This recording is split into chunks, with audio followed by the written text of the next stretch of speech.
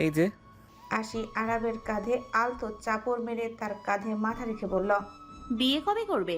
কবে আমি লাল টুকটুকে একটা শাড়ি পরে স্টেজে তোমার জন্য অপেক্ষা করব? তুমি হাত ভর্তি ফুল এনে আমাকে দেবে, তারপর আমি তোমার হাত ধরে সে একটা ডান্স দিব, মেরে সাইয়া সুপারস্টার এই গানে।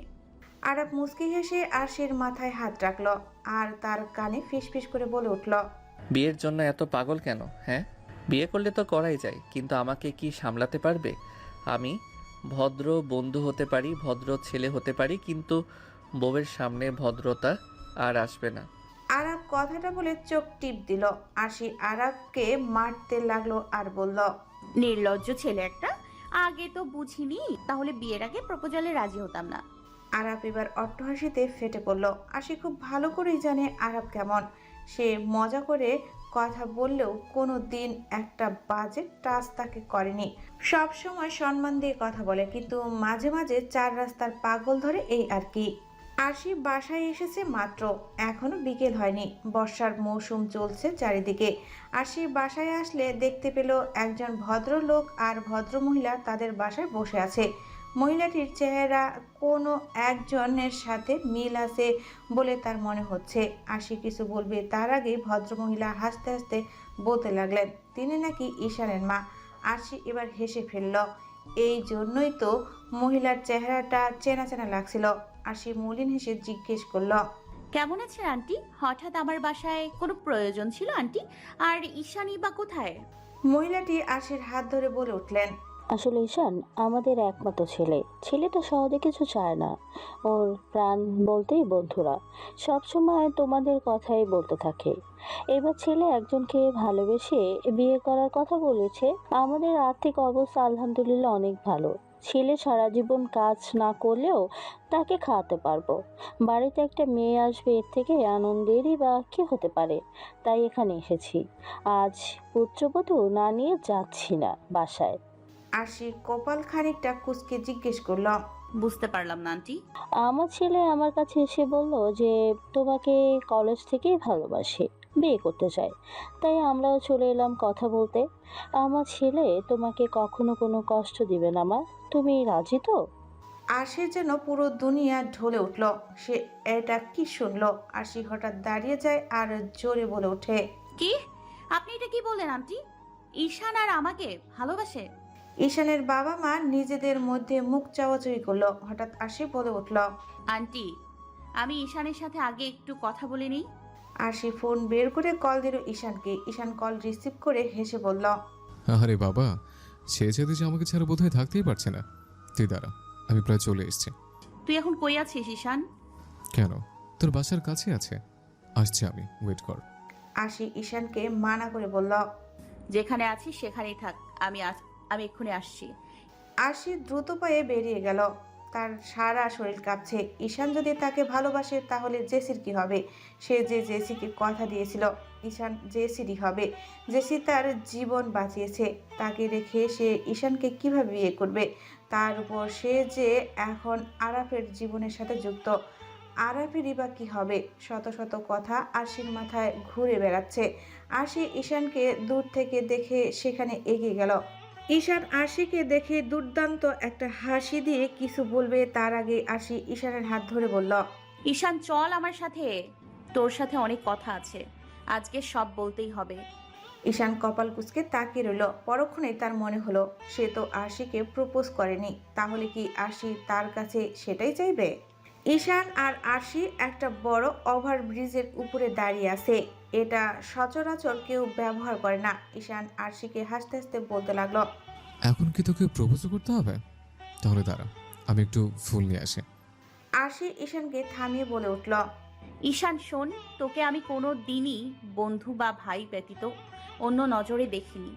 না আমার থেকেও শত গুণে ভালো কাউকে পাবি, কিন্তু আমি তোর হতেও পারবো না।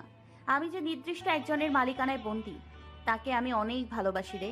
তুই প্লিজ আমাকে ভুলে যা। দেখ, আমি চাই না এই সামান্য একটা কারণে আমাদের ফ্রেন্ডশিপটা নষ্ট হোক, তাই আজকেই সব ক্লিয়ার করছি। ঈশানের জন্য নিজের কানকে বিশ্বাস করতে পারছে না। তার মনে হচ্ছে আশি মিথ্যা বলছে। এই আশি বলে উঠবে, তোর সাথে মজা করছি রে বুদ্ধুরাম। কিন্তু তাও কেন যেন তার বুকে অসম্ভব ব্যথা করছে। ঈশান তাও ঠোঁটে হাসি রেখে বলল। আমাকে ফিরিয়ে দেওয়ার কারণটা কি আরাফ? আরশি ঈশানের চোখে তাকালো, কেমন যেন লাল হয়ে আছে। তা দেখে আরশির বুকটা মোচড় দিয়ে উঠল। তাও কণ্ঠে জোর এনে বলল। হ্যাঁ, আমি আরাফকেই ভালোবাসি, আর আরাফও আমাকে অনেক ভালোবাসে। আমরা দুজনেই একটা ভালোবাসার সম্পর্কে আছি। ঈশান তাচ্ছিল্য করে হেসে বলল। তোদের সম্পর্কটা কি সেদিন শুরু হয়েছিল, যেদিন তোরা একই রকম ম্যাচ করে ড্রেস পরে গ্রামে ঘুরতে গিয়েছিলে? আর তোর হাতে এই জলজ্যান্ত ছোট ডায়মন্ডের আংটিটাও সেদিনই দেওয়া হয়েছে, তাই না রে? এর আগে তো কখনো আংটি পরতি না।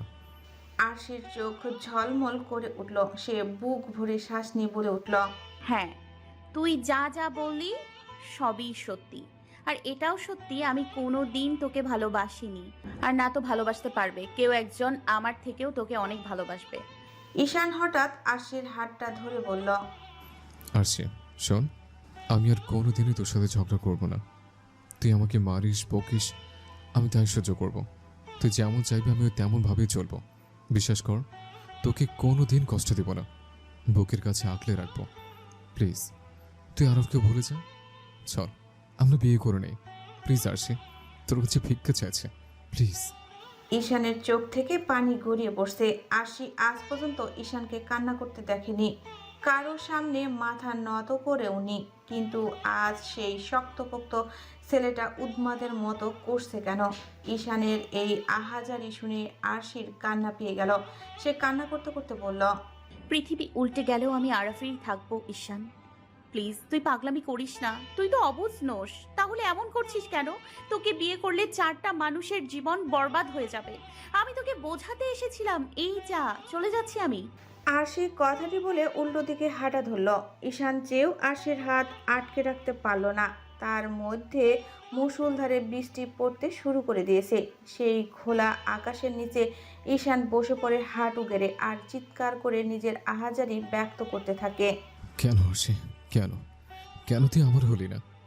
দুনিয়ার সকল নিয়ম ভেঙে তুই যদি আমাকে ভালোবাসতে, তাহলে খুব বেশি ক্ষতি হয়ে যেত। আমি কি তোকে ভালোবাসতে পারতাম না? কেন আমাকে বুঝলে না আরশি? তোকে ছাড়া এই হৃদয় যে শূন্যতার দহনে পুরো ছারখার হয়ে যাবে। কি করে থামাবো বল? কেন আমি তোকে পেলাম না? কেন? ঈশান আহাজারি করলেও সকল কথা আরশি শুনে নিয়েছে, কিন্তু পিছু ফিরে তাকায়নি। তার হৃৎপিণ্ড যে ভেঙে চুরে তছনছ হয়ে যাচ্ছে। আরশির যে আর কোনো পথ নেই, সেই বা কী করবে? আরশি অনেকটা রাস্তা এগিয়ে এসে পড়ল, প্রায় বাড়ির সামনে। সেখানে এসে আরশির হৃদয় বিদারক কান্না করতে লাগলো। এক সময় সেখানে অজ্ঞান হয়ে পড়ে যায় সে। অতিরিক্ত কান্না আর বৃষ্টিতে ভেজার ফলস্বরূপ এরকম হয়েছে। ঈশান নিজ বাসায় চলে গিয়েছিল। আরিফ আহমেদ ঈশানের বাবা মাকে বলে দিয়েছে যে তার মেয়ে আরবকে ভালোবাসে আর তার সাথে বিয়ে ঠিক। মেয়ের ইচ্ছার বিরুদ্ধে কিভাবে তিনি বিয়ে দিবেন? তাই ঈশানের বাবা মাও চলে গিয়েছে। ঈশান বাসায় এসে চুপচাপ নিজের ঘরে চলে গেল। তার বাবা মা ডাকলেও সে তাদের ডাকে সাড়া দেয়নি। বেশ কিছুটা সময় পর যখন সম্পূর্ণ বাড়িটি নীরব হয়ে যায়, সবাই যখন ঘুমিয়ে পড়ে, তখন ঈশান কিছু ইম্পর্টেন্ট পেপার নিয়ে বেরিয়ে যায়। যাওয়ার আগে নিজের বোনকে আর বাবা মাকে এক পলক দেখে নেয়, তার সাথে একটি চিরকুট রেখে যায়। ঈশান খোলা আকাশের নিচে ফাঁকা রাস্তায় হাঁটছে। রাত প্রায় গভীর। কথায় তার গন্তব্য শেষ হবে সেটা সে নিজেও জানে না। হঠাৎ তার কি যেন একটা মনে হলো। পকেট থেকে মানিব্যাগটা বের করে সেটা খুলে দেখলো। সেখানে আরশির একটা হাস্যোজ্জ্বল ছবি আছে। সেটা দেখতে দেখতে খোলা আকাশের নিচে ফাঁকা রাস্তায় সে গলা উঁচিয়ে গান ধরল। সাদা আকাশে মেঘের বেলায় রথে রঙের মেলা, কখনো কালো কখনো নীল, কখনো বা ধূসর সাদা। আমার আকাশ জুড়ে ছিল তোমারই রঙের মেলা, সাদার মাঝে কালো বসিয়ে তোমারই বিদায়ের পালা। হঠাৎ নিজের কণ্ঠের গান থামিয়ে দেয় ঈশান। পরক্ষণেই শ্বাস নিয়ে হাতটা গালে রেখে সামনে আনে। হাতটা অশ্রুর কণায় ভিজে গেছে। এরপর আবার গেয়ে উঠল। কখনো ভাবিনি চলে যাবে তুমি আমাকে এভাবে কাঁদিয়ে, কখনো বুঝিনি ফিরে আসবে না আমার পৃথিবী রঙিয়ে। ঈশান গানটা শেষ করে ছবিটা ছিঁড়ে কুচি কুচি করে ফেলে দেয়, মানিব্যাগ সহ। আর পিছু ফিরে তাকায়নি সে। সে চলে গেছে। বন্ধুত্বের বন্ধন ভেঙে গেছে। ঈশান হারিয়ে গেছে এক বুক শূন্যতার মাঝে। আর তার ফিরে আসা হবে না বন্ধুদের কাছে। বন্ধুত্বের সমাপ্তির রেখা এখানেই হয়তো। ভোরের আলো ফুটেছে মাত্রই। চারিদিকে পিনপতন নীরবতা। আড়মোড়া ভেঙে আরশির চোখ জোড়া খুলে ফেলল। ধরফর করে ঘুম থেকে উঠে চিৎকার করে ডেকে উঠল। ঈশান, ঈশান! আরিফ আহমেদ আর শাইলা আহমেদ দৌড়ে এলেন তার রুমে। এসে মেয়েকে শান্ত করতে লাগলেন। আরশি শান্ত হয়ে জিজ্ঞেস করল, বাবা, কাল তো ঈশানের বাবা মা আসেনি, তাই তো? ওইসব স্বপ্ন ছিল, তাই না বাবা? আরিফ আহমেদ মুখ তুলে বললেন, মা আমার, তুই যে 2 দিন ধরে অচেতন হয়ে পড়ে আছিস, আর তোকে বাসায় নিয়ে এসেছিল। তুই বৃষ্টির মধ্যে রাস্তায় পড়েছিলি, সেই থেকে তোর জ্ঞান নেই। ডাক্তার তোকে ঘুমের ওষুধ দিয়ে গিয়েছিল আর বলেছিল তোর মানসিক প্রেসার গিয়েছে অনেক, তাই তোকে রেস্ট করতে ঘুম পাড়িয়ে রাখা হয়েছিল। আরশি খাট থেকে দাঁড়িয়ে পড়ে আর বলে ওঠে, বাবা, তার মানে ঈশান আমাকে যা যা বলেছিল তা কোনো স্বপ্ন নয়। আমি ঈশানকে অনেক কষ্ট দিয়েছি বাবা, অনেক কষ্ট দিয়েছি। ও কি আমাকে মাফ করবে না? ওর সাথে আমার কথা বলা লাগবে। আরশি তার ফোনটা নিয়ে বের হতে নিলে শাইলা আহমেদ বলে ওঠে, পাগল হয়ে গেছিস তুই? ভোরবেলা কোথায় যাচ্ছিস? আর যার কাছে যাচ্ছিস সে কি আদৌ বাড়িতে আছে? আরশি কপাল কুঁচকে জিজ্ঞেস করল, মানে কি বলছো মা? ঈশান বাসা ছাড়া কই যাবে? আমি ওর কাছে ক্ষমা চেয়ে নিব, দেখবে ও সব কথা ভুলে যাবে।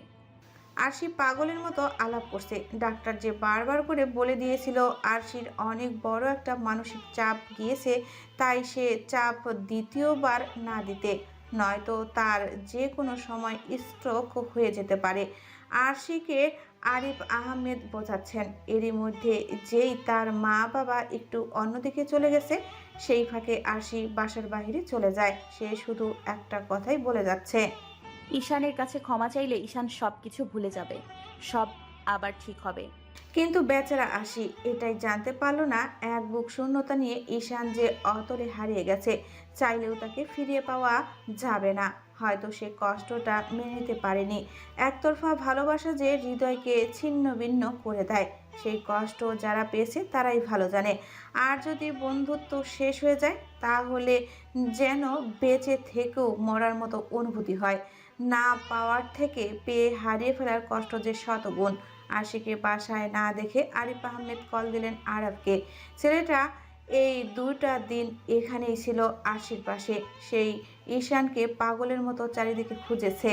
তার চাচাকে দিয়ে পর্যন্ত লোকেশন ট্র্যাক করিয়েছে, তাও ঈশানের কোনো খবর পাওয়া যায়নি। আরব কাল অনেক রাতে ফিরে একটু ঘুমিয়েছিল। আরিফ আহমেদের কল দেখে ধরফর করে উঠে কল রিসিভ করলো। আশি ঈশানের কাছে যেতে চাইছিল, আর এখন ও ঘরে নেই শুনে আরব দৌড়ে বেরিয়ে যায়। ঈশান চলে তো গেল, কিন্তু কিছু মানুষকে পাগল করে দিয়ে গেল। আশি ঈশানদের বাসায় আসলো, তাদের নিজস্ব বাড়ি। আশি কখনো ঈশানদের বাড়িতে যায়নি, কিন্তু দূর থেকে দেখেছে। দারোয়ান আশিকে ঢুকতে দিচ্ছে না, কিন্তু আশি তার সাথে তর্ক করে যাচ্ছে। এক পর্যায়ে আশি ফোন থেকে ঈশানের সাথে থাকা সকল ছবি দেখিয়ে দিল। বন্ধুর পরিচয়ে দেওয়ায় দারোয়ান আশিকে ভেতরে ঢুকতে দেয়। আশি ভেতরে গিয়ে বেল দিতে থাকে। কিছুক্ষণ পর সুন্দর দেখতে একটি মেয়ে দরজা খুলে। দেখতে অনেকটা ঈশানের মতো, চোখগুলো তো পুরোই মিলে যায়। আশি মেয়েটিকে ঈশানের কথা জিজ্ঞেস করলে সে কপাল কুঁচকে প্রশ্ন করে ওঠে, আপনি কে? আপনাকে তো চিনলাম না। আমি আরশি, ঈশানের বান্ধবী। ওকে একটু ডেকে দাও না, ওর সাথে আমার অনেক জরুরি কথা আছে। মেয়েটার মুখমণ্ডলে এবার রাগ ফুটে উঠল। চিৎকার করে করে সে তার মা বাবাকে ডেকে আনলো। তারা এসে আরশিকে দরজায় দাঁড়িয়ে থাকতে দেখে তেতে ওঠেন। ঈশানী তেজ নিয়ে আরশিকে ছোট করে বলে উঠল, এই মেয়ে, আমার ভাইয়াটাকে শেষ করে তোমার হচ্ছিল না, এখন কি আমাদের শেষ করতে এসেছো? আরশি হতাশা ঘেরা মুখ নিয়ে প্রশ্ন করে, কি বলছো কি এসব? আর ঈশানকে ডাকো না, ওর সাথে আমার কথা আছে। ঈশানের বাবা দূরে চুপ করে দাঁড়িয়ে আছে। ঈশানী এবার আর থাকতে পারল না, ঘরে গিয়ে দুটো চিরকুট নিয়ে এসে আরশির হাতে ধরে দিল আর বলল। আরশির হাতে দুটো চিরকুট রাখা। আরশি প্রথম চিরকুটটি খুলল, তাতে লেখা। প্রিয় জানেমান, যদিও আমি কখনো তোর কাছে প্রিয় হতে পারিনি, হয়তো হয়েছে, কিন্তু তা বন্ধু হিসেবে। তুই প্রথম যখন কলেজে এলি, সেদিন থেকে ঈশান শিকদারের মনে শুধু একটা নারী ছিল, সেটা হলি তুই। আমার ভুল কি জানিস? তোকে কেন আগে মনের কথা বলে দিলাম না? যদি বলে দিতাম তাহলে হয়তো আজ তুই আমার থাকতে। বিশ্বাস করবি কিনা জানি না, কিন্তু তোর একটু চোখের পানিও আমার সহ্য হতো না। মনে হতো যে তোকে কাঁদিয়েছে তার চোখ আমি নিয়ে নেই। তোর মুখের হাসিতে আমি খুন হয়েছি হাজারো বার। তুই যখন বললি তুই আরফকে ভালোবাসিস, আমার দুনিয়া না থমকে গেছিল। মনে হচ্ছিল মরে যায়, কিন্তু আমার মন তা হতে দেয়নি। কেন আল্লাহ আমাকে এত শক্ত বানালো রে? তোকে বিরক্ত করতে এই ঈশান আর থাকবে না, তাই তোদের ছেড়ে চলে যাচ্ছে। আমাদের আর দেখা হবে না রে, কিন্তু আমি তোকে বলে যেতে চাই, আমার ভালোবাসা মিথ্যে ছিল না। বিশ্বাস কর, তুই যদি আমার হতি, পুরো দুনিয়ার থেকে তোকে আগলে রাখতাম। কিন্তু তুই আরফকে চাইলে, আমাকে নয়। ভালো থাকিস, আর আমি ব্যতীত বন্ধুত্বটা টিকিয়ে রাখিস। শেষবারের মতো একটা ডাক দিয়ে যাই, জানেমান, ইতি, ঈশান। আরশির হাত থরথর করে কাঁপছে। কি বললো ঈশান এগুলো? কই গেছে ও? আরশি ঝটপট অন্য চিরকুটটি খুলল, তাতে লেখা ছিল। আমার মা বাবা, আমি তোমাদের আদর্শ ছেলে হতে পারিনি, তোমাদের জন্য আজ পর্যন্ত কিছুই করতে পারলাম না, অথচ আমার জন্য তোমরা সারাটা জীবন খেটিয়ে গেলে। ছোট থেকে আমার গায়ে হাত দাওনি, আমি কান্না করব বলে বন্ধুদের কাছে বলতাম তোমরা আমাকে মার দাও, বকা দাও, যা কোনোদিনই হয়নি। সবাইকে এটাই বোঝাতে চাইতাম সব বাবা মায়ের মতো তোমরা আমাকে শাসন করো, কিন্তু শাসনের পরিবর্তে সারা জীবনের প্রশ্রয় দিয়ে গেলে। একবার শুধু মুখ ফুটে বললাম আমি আরশিকে বিয়ে করতে চাই, বিনা বাক্যে বিয়ের প্রস্তাব নিয়ে গেলে। মেয়েটা ভালো নাকি খারাপ কিছুই জানতে চাইলে না। জানো বাবা, তোমার ছেলে কখনো কিচ্ছু চায়নি, কিন্তু আজ চেয়ে দাসে পায়নি। মা, আমি কখনো কান্না করিনি, ব্যথা পেলেও কাঁদিনি, কিন্তু আরশিকে হারিয়ে আমি অনেক কেঁদেছি, চিৎকার করে কেঁদেছি, কিন্তু আমার আর্তনাদ কেউ শোনেনি। আমার কান্না আরশির মনকে গলাতে পারেনি। আল্লাহর বিধান না থাকলে আমি আত্মহত্যাই করতাম, কিন্তু ওই যে আজকে পড়ে গেলাম। এখানে থাকলে সবার মুখোমুখি হতে হতো, খুব কষ্ট হতো। তাই সবাইকে শান্তিতে রেখে আমি ঈশান হারিয়ে গেলাম। কোথায় যাবো নিজেও জানি না, কিন্তু তোমরা তোমাদের খেয়াল রেখো। ইতি, তোমার অযোগ্য ছেলে। আরশি চিরকুটগুলো পড়ে কান্নায় ভেঙে পড়ে। কেন এইসব হলো? তাহলে কি এইসব এর জন্যই সে দায়ী? আরশি ঈশানের মায়ের হাত ধরে কান্না করতে করতে বলল। বিশ্বাস করেন আন্টি, আমি কিছু করিনি। আমি শুধু ঈশানকে বলেছিলাম আমাকে ভুলে যেতে। একজন বন্ধু বা ভাই হিসেবে আমি ঈশানকে ভালোবাসতাম, তাহলে কেন আমি এমন করব? আন্টি, আমাকে মাফ করে দিন, আমি ইচ্ছে করে কিছু করিনি। ঈশানের মা আরশির হাত ঝাড়া মেরে সরিয়ে দিল আর চোখের পানি ফেলতে লাগলো। তোর কারণেই আমার ছেলেকে আমি হারিয়েছি। তোকে অভিশাপ দিলাম, তোর কখনোই ভালো হবে না, তুই সুখে সংসার করতে পারবি না। এটা এক মায়ের অভিশাপ। আরশির প্রচন্ড মাথায় ব্যথা করছে, চারিদিকে ঝাপসা দেখছে। ঈশানের মা আরশির মুখের উপরে দরজাটা আটকে দিয়েছে। আরশি ঈশানের বাসা থেকে বেরিয়ে রোড দিয়ে হেঁটে যাচ্ছে। সে পুরো হিতাহিত জ্ঞান শূন্যের মতো হাঁটছে, যেন কোনো গাড়ি চলাচল করছে না। হঠাৎ জোরে একটা গাড়ি আরশির দিকে ছুটে এলে কেউ তাকে ধরে সাইডে নিয়ে আসে। আরশি চোখ তুলে তাকিয়ে দেখতে পেল হিমেল আর মাহি। হিমেল আর মাহি তো গ্রামের বাড়িতে ছিল, তাই তারা এতদিন কিছুই শুনেনি। ঈশানের ব্যাপারটা শুনেই ওর কাছে যাচ্ছিল। মাহি রেগে গিয়ে বলল, এই আরশি, তুই কি কানা? এখনই একটা বিপদ হয়ে যেতে পারতো। এতটা কেয়ারলেস ভাবে কেউ রাস্তায় হাঁটে? আরশি কথা বলছে না দেখে হিমেল বলল। কিরে, কথা বলছিস না কেন? কি হয়েছে তোর? আরশি কান্না করে বলে উঠল, আমি ইচ্ছে করে ঈশানকে কষ্ট দিইনি। ও কেন আমাকে দোষী বানিয়ে চলে গেল বলো তো? আমার দোষটা কোথায়? আন্টি অনেক কষ্ট পেয়েছে রে, তার থেকে বেশি কষ্ট পেয়েছে আমি আন্টির কথায়। ওর বোন আমাকে যা তা বললো, আমি কি আসলেই সেটার যোগ্য?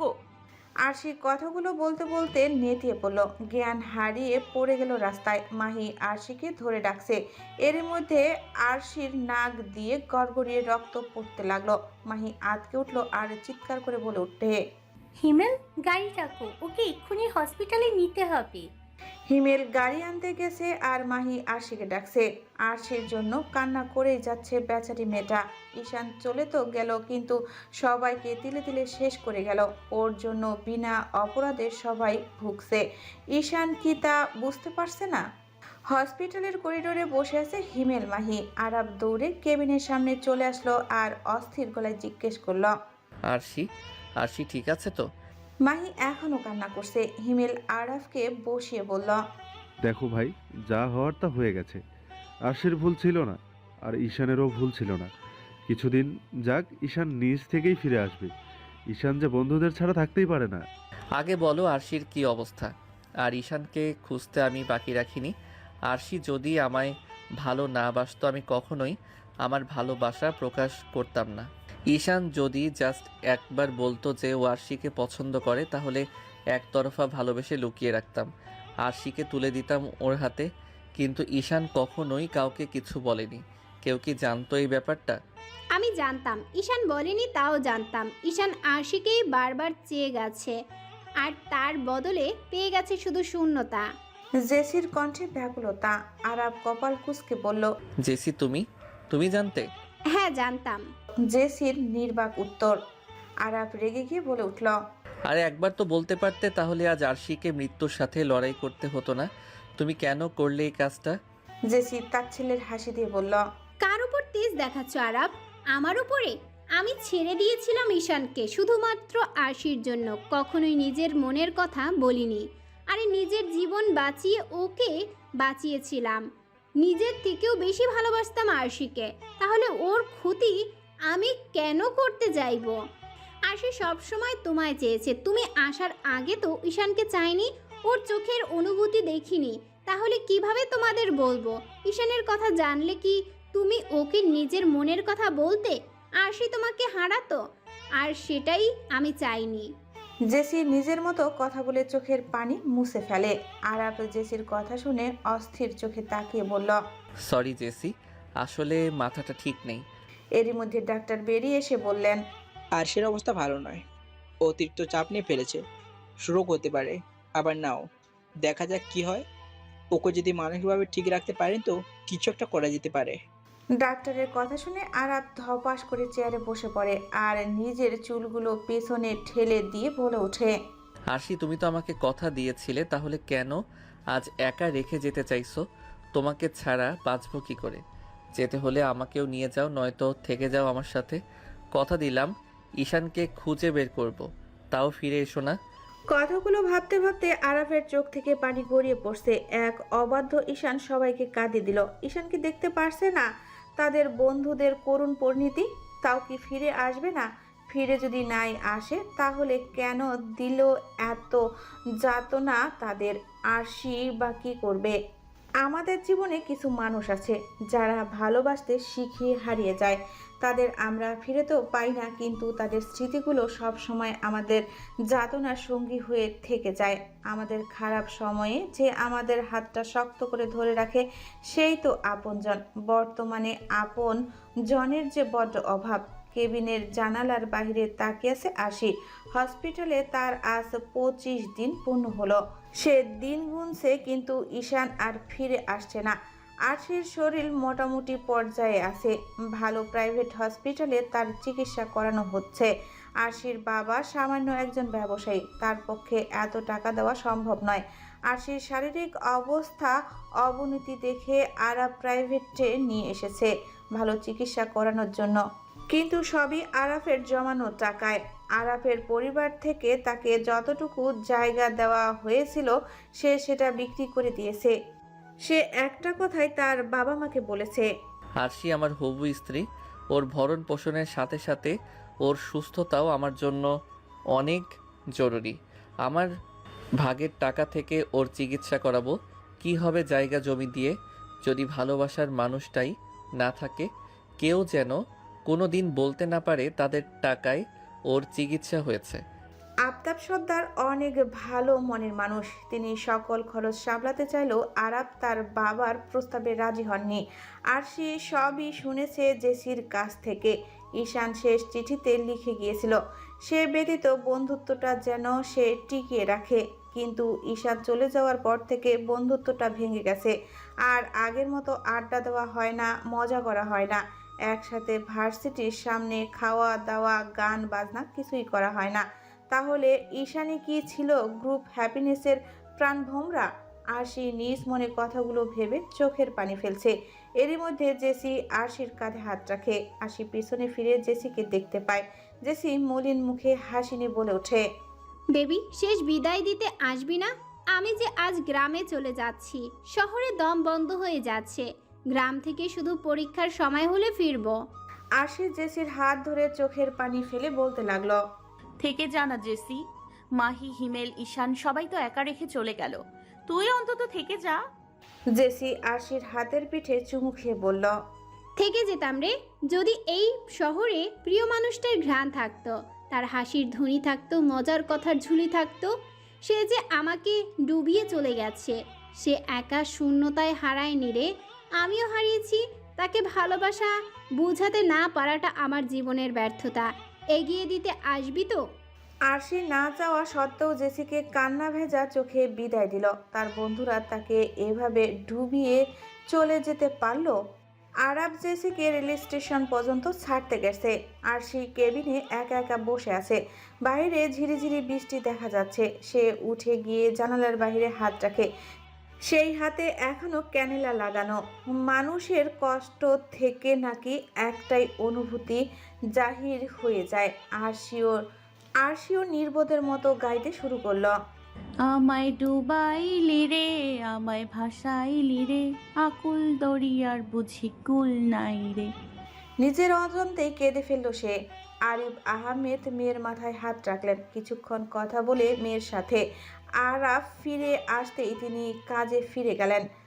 আরাফের উপর সব চাপ তিনি দিতে চাচ্ছে না, তাই তিনিও অনেক টাকা দিয়ে আরাফকে হেল্প করেছে। সবাই চলে যেতেই আরাফ আশির পাশে বসে পড়ে। প্রাণবন্ত মেয়েটা শুকিয়ে গিয়েছে অনেকটা, তার সাথে হারিয়ে গেছে তার প্রাণবন্ত চঞ্চলতা।